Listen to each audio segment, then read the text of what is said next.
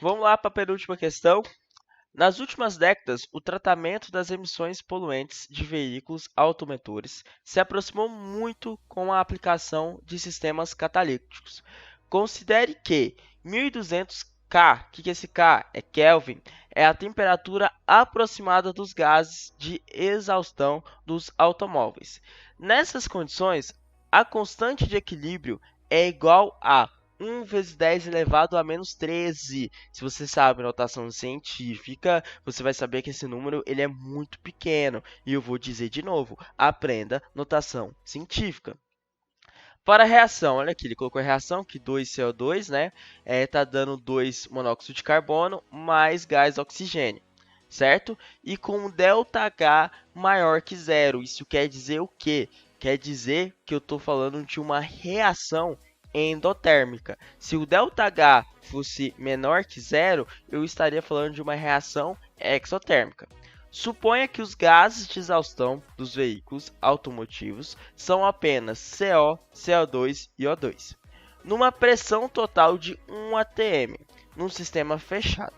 Os gases emitidos por um veículo contêm 12% de CO, 2% de CO2 e 3% de O2 por volume. A partir dessas informações, nas condições do sistema proposto, é correto afirmar que... Tá, pessoal, uma questão de equilíbrio químico, uma questão teórica, certo? Então, vamos lá. O sistema está em equilíbrio. O sistema está em equilíbrio? Como eu vou saber que esse sistema está em equilíbrio? Eu tenho que olhar para a constante. Qual que é a constante de equilíbrio? 1 vezes 10 elevado a menos 13. Isso quer dizer que é uma constante muito pequena. E se ela é muito pequena, quer dizer o quê? Que essa reação está deslocada para a esquerda, para os reagentes. Então eu tenho que ter o quê? Uma quantidade de CO2 maior do que o produto. De quê? De CO e O2. Eu estou vendo aqui as porcentagens, eu vejo o quê? Que eu tenho 12% de CO2, 2% de CO2 e 3% de O2. A quantidade ela está menor, não está, de CO2? Então, essa reação não está em equilíbrio. Robson, eu não entendi. Constante de equilíbrio baixo. Isso quer dizer o quê? Que a reação está deslocada para a esquerda, para reagente. Olha a quantidade de reagente que eu tenho, 2%. Eu tenho uma quantidade maior de reagente? Não. Então, essa equação não está em equilíbrio. Certo?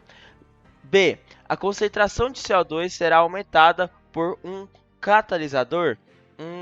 Não. A gente precisa lembrar o que é um catalisador. Um catalisador, ele vai diminuir o tempo que a reação vai acontecer, certo? Só que ele não vai estar presente nos produtos. Ele vai aumentar a quantidade? Não, ele não vai aumentar a quantidade de nada. Ele só vai fazer a reação acontecer em um tempo menor, certo? Então, B está errada, certo? Vamos lá, a C. O aumento da temperatura aumenta a produção de CO, de monóxido de carbono? Vamos lá. Se eu estou falando de aumento de temperatura, concentração ou de pressão, eu tenho que lembrar da lei de Le Chatelier, certo? Deslocamento do equilíbrio químico. Ele está falando que o aumento da temperatura aumenta a produção de CO. Para isso, eu tenho que ver o que? O ΔH. O ΔH ele vai me dizer se a reação é endotérmica ou exotérmica.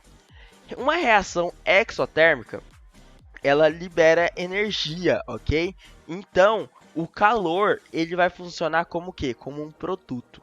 Uma reação endotérmica, ele o quê? Ele absorve energia. Então, o calor ele vai ser um reagente, certo?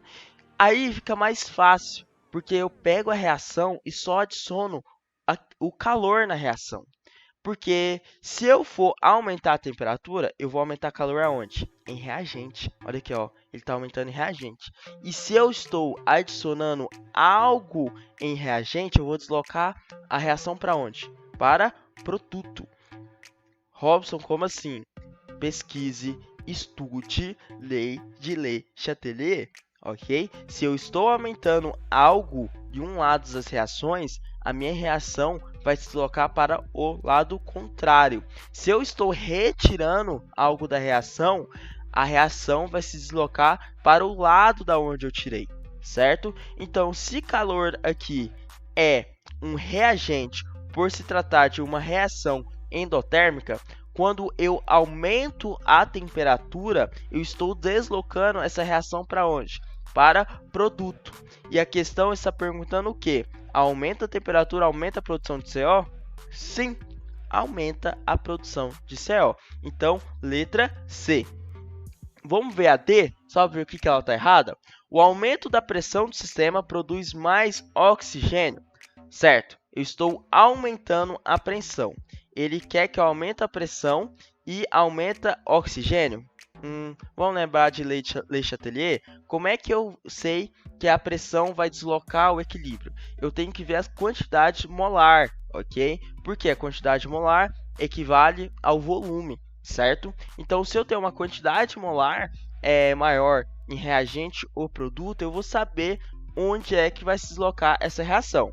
Olhando essa reação aqui, ó, 2CO2, eu tenho 2 mols, ok? Em produto, eu tenho 2CO mais 1 O2 Robson, não tem nada aqui, isso quer dizer que tem 1. Então, eu tenho 3 mols do lado de produto e 2 mols do lado de reagente. Se eu aumento a pressão, a reação vai se deslocar para onde tem menor quantidade de volume, certo? Onde eu tenho menor quantidade de mols, ok? Então, se eu aumento a pressão, vai aumentar o quê? A quantidade de CO2, não de oxigênio, certo? Uma questãozinha um pouco complicada, porque é só de teoria, porém, estude a teoria que você vai conseguir ir muito bem. E lembrando, o vestibular da EMEPAC cobra muito equilíbrio químico, então estude bastante.